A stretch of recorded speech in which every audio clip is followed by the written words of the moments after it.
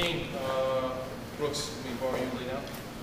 So posture one, head up, kind of, elbows in, and you're just sitting on that leg. And then Kane made a couple points about this regarding guys bringing their knee in and putting it on lockdown. I'll just show you here real quick. About the Z-guard? Yeah.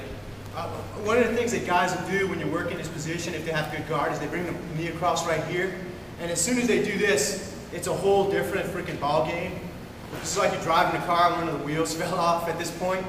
And it really screws you up. And what allows you to survive there is this back arm. And it's the principle of two things can't occupy one space at the same time. So when you're in this upright posture surviving, this elbow has to be connected to your hip here and the shoulder dropping down like this. And as he tries to bring that knee in front, there's nowhere for it to go. There's nowhere for it to go. So that's really critical. And either I've got this going on, blocking that leg out from front, or my hip is in contact with his hip. One of those two things has to happen to keep this leg from going in front. So if I can get my hip in contact with his hip, now there's no way his knee can come back around. So that's your block out on this side of the body. It's either this with your shoulder dipped here, or this with your underhook here.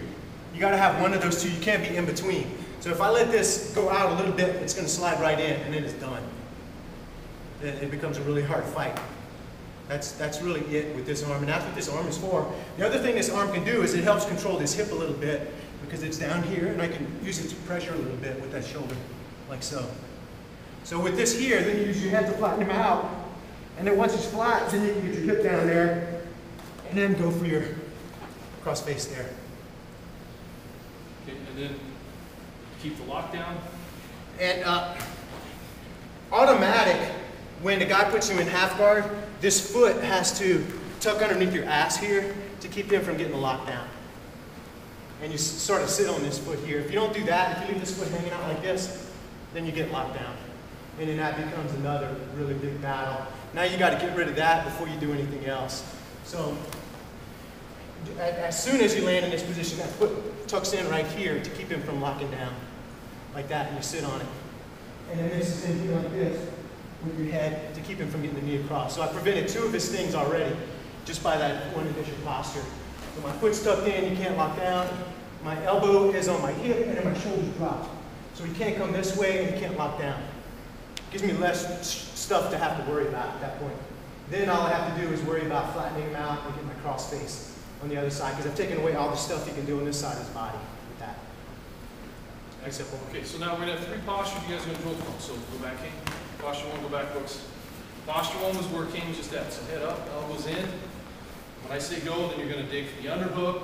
Don't let Brooks get bent forward, so flatten him out with your head. Look for the cross face and look the pass. Okay? Actually, I'm doing this backwards. Let's start again. Posture one, let's start all the way locked down. So all the way locked down, underhook and cross face. Nice deep cross face, either the armpit or grab hands, whichever one you prefer. And then one side's in try and pass, one side will half guard. Guy on bottom gets reversal or pulls full guard, stop and start again. Kane passes, stop and start again. Don't keep wrestling. That's posture one. Posture two, Kane has his head down, Brooks is flat, he has the underhook, but he doesn't have the cross face yet. So he's here. So you got to battle for that cross face first, and then pass. Okay, posture three was where Kane was just at. So your head's up, your elbows are in, and then you're going to fight from there. So now you got to get the underhook, you got to keep Brooks flattened out, get the cross face, and the pass. So you start at posture one, head down with the cross face, you're going to go 90 seconds this time. Then you're going to go to posture two, you have the underhook, but you don't have the cross face. Then you go to posture three where you're upright. Make sense?